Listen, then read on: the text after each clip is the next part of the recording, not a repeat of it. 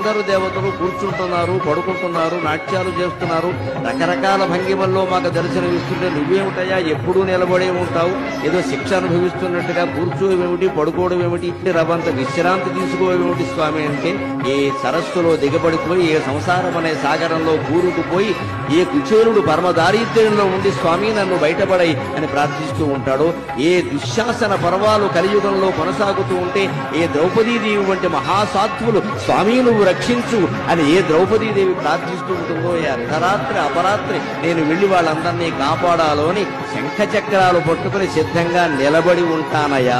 పడుకుంటే లేచి బయలుదేరడం కష్టం కదా, ఎవరికైనా దేవుడికైనా. ఎవరో మేలుకొలుపు పాడాలి, సుప్రభాతం పాడాలి, లేవాలి, బయలుదేరాలి. అంతకంటే నిలబడి సిద్ధంగా ఆయుధాలతో సహా ఉంటే వెళ్లి కాపాడొచ్చును కదా అని నిలబడి ఉంటానయ్యా అనే సమాధానాన్ని స్వామి నా మనస్సులో స్ఫురింపజేశారు శ్రీ వెంకటేశ్వర.